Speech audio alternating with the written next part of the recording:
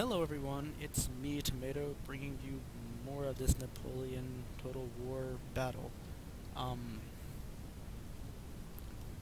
uh, I suppose let's just get into it. I'm falling back hard, and I want to go ahead and point out a Russian mistake here.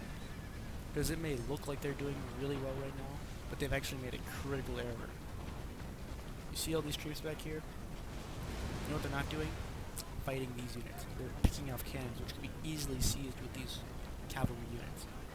What should happen in a situation like this is the cavalry should come in from over here, take out the cannons, wipe out the back, while the infantry keeps pushing. The mistake they've made is they've given me time to reform. When pushing against an enemy, you want to give them no time to reform. Had these units kept pushing, such as they kept moving and not decided to line up and somewhat cinematically execute my cannons, they could have ended the battle on a lot of different terms than what happened.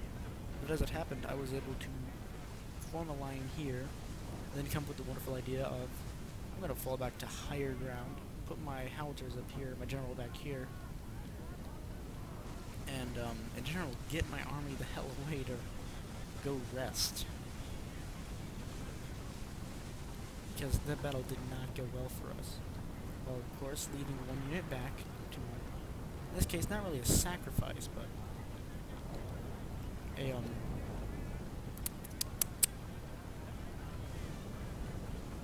rear guard.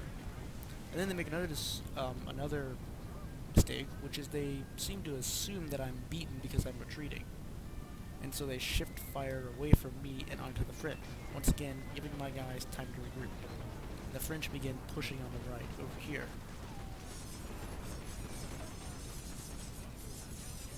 Once again, I feel like the sound is just kind of funky.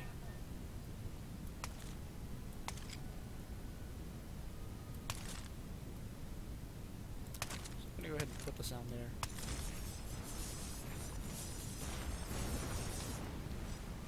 And I'm gonna hope that you can hear me.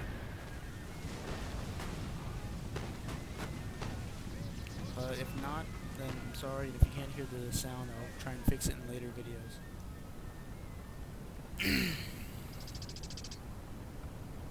So the Russians finally wise up and start sitting in their cavalry, although their infantry still aren't pursuing me.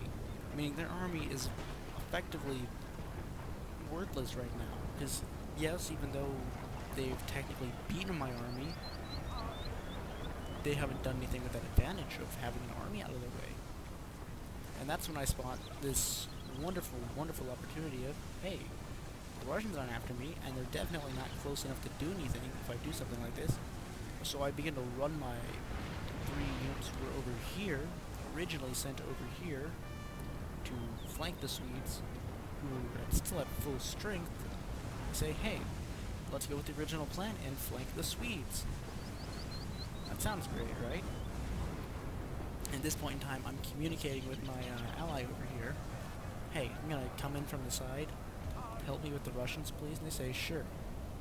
And so they begin to do a leftward crossing and stay kind of formed up for an attack.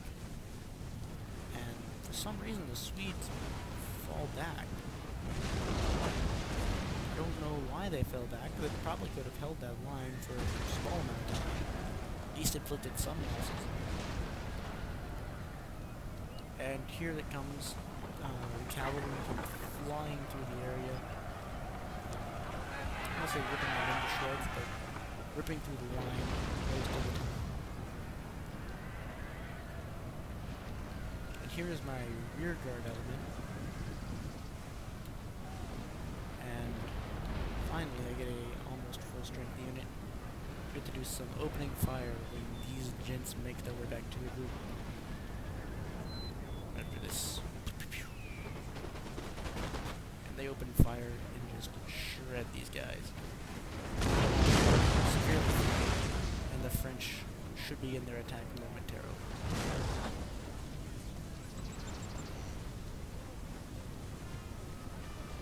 The French begin to push hard over this side, and you can see the Swedish guns just light up immediately. But my men are already behind them. It's too late for this Swedish line. the French would be able to pop out and pop into here with no resistance on either side from the Swedes. And with the French heavy howitzer fire coming in, I don't think the Swedes have much left. Jeez, did you see that howitzer? The guy flew all the way over here from that explosion over there. So with the French howitzers bombarding the Swedish line, the French chasseurs getting in position to just shoot the crap out of the Swedish line. You wouldn't call them finish. And the Russians deciding to finally close on me for some reason.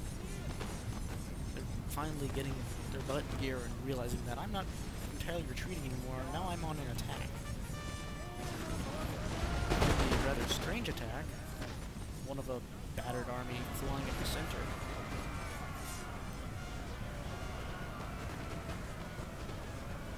But it's nonetheless, we've managed to break the Swedes in this area, bringing our armies out of the stalemate.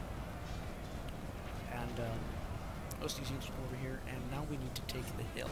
We both decide that the Russians are coming, and they have a definite advantage on us if we can't take the Swedes off the hill. Because the Swedes will have us flanked with heavy cannons and some troops. So what we need to do, we need to push this hill quick. And I, at this point, am still a little bit rushed. Have a rushed feeling in my gut of the Russians are coming, the Russians are coming, the Russians are coming. And so I start, rushing my troops a little bit. I have my men across the line and try and start setting up defenses facing backwards. I even do at one point make a slight mistake, slight miscalculation, and basically I'll throw my men at them, but I'm under the impression that these Russians are just going to come surging through this gap. And when you get into a panic over Russians, there is very little you can do with logic to bait your fears. And these musketeers have lost almost half their men just keeping the Swedes at bay.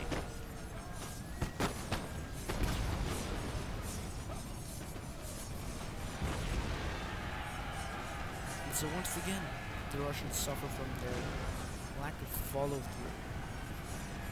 They don't prioritize artillery correctly. They don't start hitting the new front line, which is over here. And I do send in my charge, and I unfortunately selected my general unit and kind of ordered him to fly directly at me. What we do is we just kind of roll these few units away. I send this one musketeers up here to flank. These men are not going to break. I'll go ahead and let you know that.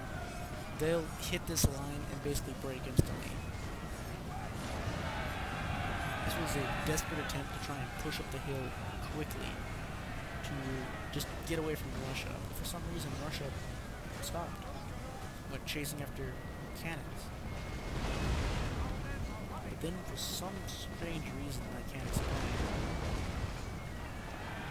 all the Swedes came flying down the hill, very conveniently, from their easily defensible positions. They grabbed their swords and their musket rifles and said, "Here we come, Frenchie." Actually, they said, "Here we come, Russian." Which is kind of shamed a few of my dudes. And then they hit the French. And that's where the war is. So, at the same time, the French general, Scottman, sets up a blocking force over here and sends a legion down here to finally deal with those pesky Russian artillery, while the Russians send a force down there to take out our artillery.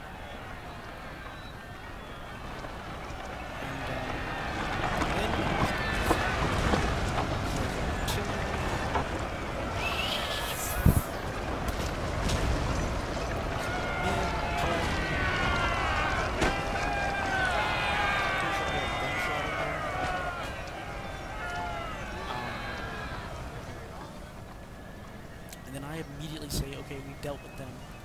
He chases down the remains of the cannon unit, and I immediately rush my men up this hill, because I'm, once again, still playing in survival of oh god, the Russians are coming inside. I want to get as much of an advantage on the Russians as possible. And I run up the side of this hill. So we've gone from a damn near horrible defeat over here on this plain with should be covered with bodies of dead troops.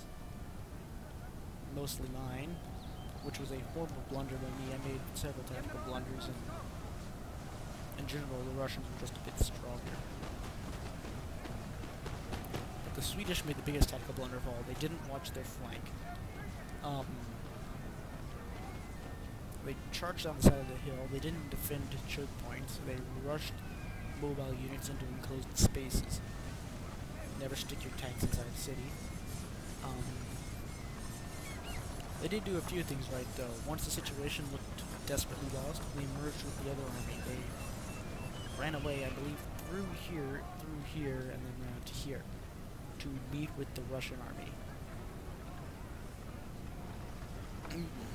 Excuse me. Which, at least that was a good move. They didn't stay behind and get slowly picked off one by one. They gave themselves at least a bit of a fighting chance with some numbers.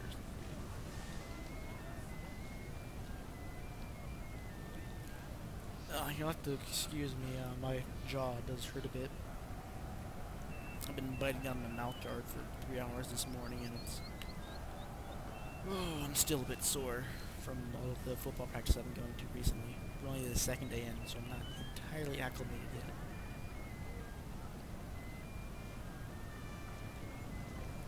And so... I'm waiting for the next part. Oh yeah, the signal, the next part. I'm going to go ahead and fast forward it here. So nothing much happens. We basically have a stalemate while everyone shifts their units around. The Ruskies shift around. The Swedes shift around. I believe these cannons go flying back here and come back. Everyone's just kind of jostling for a position. They're trying to find a good one. But we found a good defensive position. And seeing how the enemies have been reacting, the Russians being initially quite defensive and low initiative, basically, we've elected to take up defensive positions and let them hit us instead. March. March, my Prussians. Onward to victory. And so you can see we've turned a near total defeat into at least an even, if not advantageous. At this point we are, by the way, even, if not having an advantage right now. And here come the mounted rifles, who come flying at these rockets, who load up rockets, and in a final desperate attempt, fire their rockets kind of directly into the air. And by desperate, I mean they're going to casually stroll around. But this guy fires his rockets behind him. He only gets 4 off. And these Russians just nail him. At this point, I believe the Swedes start to move forward a slight bit. They move their troops into a attack, and this will be the final push of the day. And seeing as we're close to time, I don't want to end it inside the final push, so I'm going to end this episode just a bit early, and next time, in part 3, we'll have the conclusion, final part of the battle, and we'll watch the final push and bloodletting. Thanks for watching. As always, I am Tomato, and I will see you in the next part. Goodbye.